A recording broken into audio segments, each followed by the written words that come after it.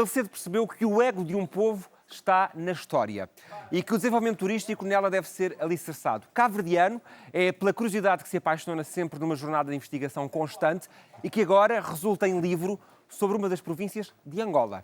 Recebam com um enorme aplauso Samuel Spínola.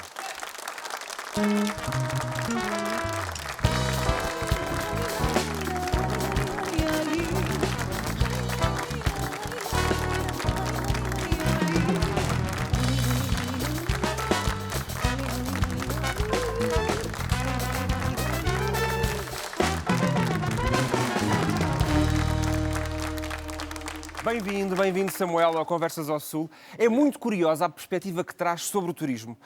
Não estamos habituados a olhar para o turismo como numa perspectiva da sociologia e numa perspectiva de construção de sociedades.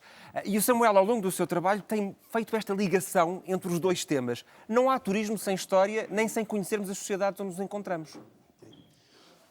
Muito boa noite. De facto, aqui este livro traz uma junção do turismo e da sociologia. É necessário que se vê o turismo para além dos números, para além da economia em si.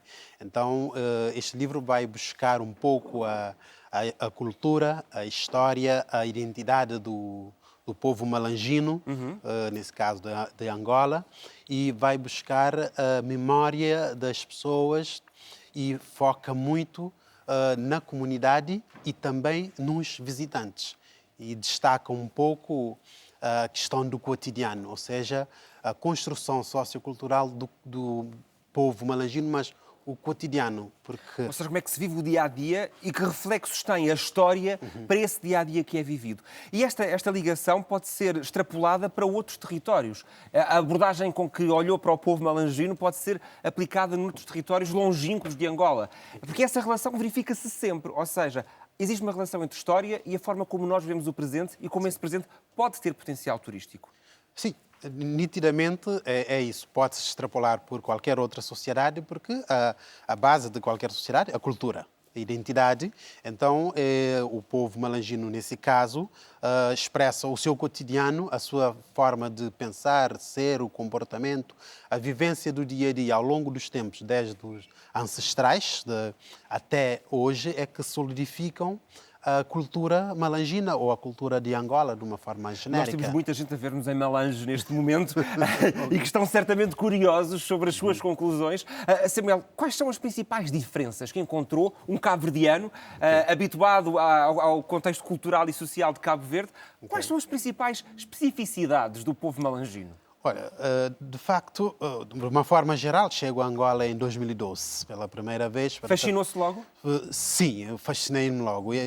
E diferenças enormes. Tinha cá estudar em Portugal, termino, trabalho um pouco em Cabo Verde, como professor na universidade, chego a Angola, professor universitário.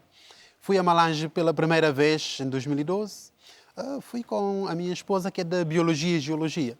E quando chego lá, para visitar as pedras do Punguandum, a imagem da capa do livro. Exatamente, que traz na assim, capa. Chego lá e ela começou a explicar-me como é que essas pedras se formam. Enquanto bióloga, do ponto de vista físico, meramente da área de geofísico. biologia, é verdade.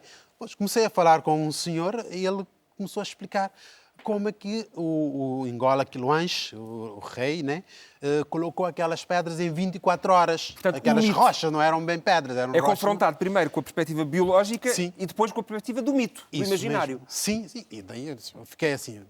Bom, comecei a escutar muito o senhor e disse, acho que, como estava prestes a iniciar o doutoramento, disse, acho que a minha tese vai ser sobre Malange. Eu preciso perceber esse mito que o senhor começou a contar, que para ele não é mito, não é bem mito. Não, para ele é uma realidade, vida, é vivência, é cultura. não é? E a forma como ele apresentava, ele busca as linhagens do Ngola Quiloanche. Mostra que ele é da linhagem, da família do Ngola Quiloanche. Então, eu quero perceber melhor isso. foi assim que a ideia de estudar Malange. Aliás, ainda há pouco, com o meu convidado anterior, falava precisamente da relação da história com o mito e com o imaginário. A história faz-se com base nesses mitos. Imagino que a sua esposa tenha ficado menos feliz por ter gostado mais da explicação do malangino que encontrou. Sim, também fui um pouco na minha perspectiva, com a licenciatura mestrado em turismo, um doutoramento em sociologia, então eu vou buscar a cultura, vou buscar as vivências, vou buscar outros pontos que quem é da outra área não busca, e por isso... Samuel, no caso de Angola, é um território muito vasto. Cabo Verde há muito que descobriu o turismo e que o sabe explorar de uma forma exímia, com um grande volume de turistas todos os anos. Angola pode fazer aqui um bom caminho no segmento do turismo internacional para receber turistas, porque tem este património riquíssimo, quer do ponto de vista imaterial e deste ponto de vista cultural e das histórias, como do ponto de vista físico, geográfico e geológico que se encontra.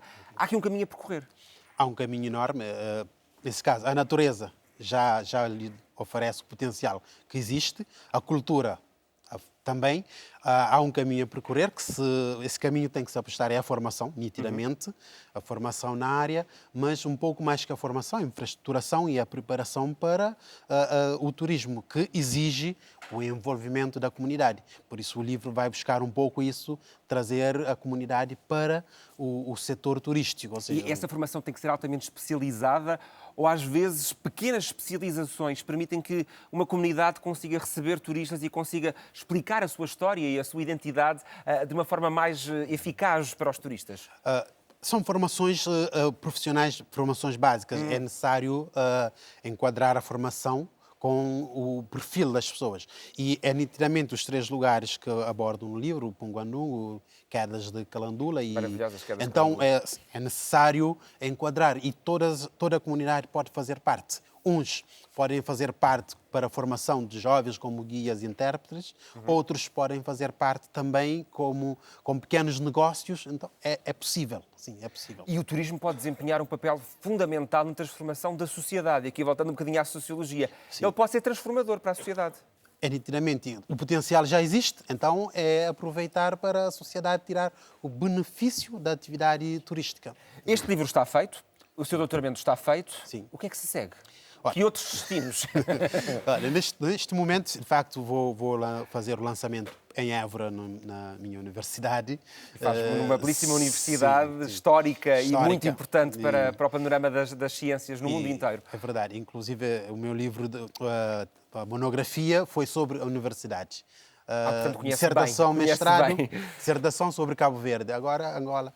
Sim, o livro já está disponível. Lançámos dia 9 em Évora e dia 15 em Lisboa. E está nas livrarias e online também é possível adquiri-lo. Online já se pode, na livraria Atlântico já se pode. Já está disponível. Lá, feito o destino em Angola, segue para onde? Para São Tomé e Príncipe, para a Guiné-Bissau, para poder fazer o périplo, não é? Dos países africanos de negocial princípio portuguesa. De Portugal, depois de Angola, Brasil e Cabo Verde. Portanto, há toda uma ligação através da língua e de um património imenso que pode ser explorado e que pode, de facto, mudar a sociedade. Samuel, muito obrigado.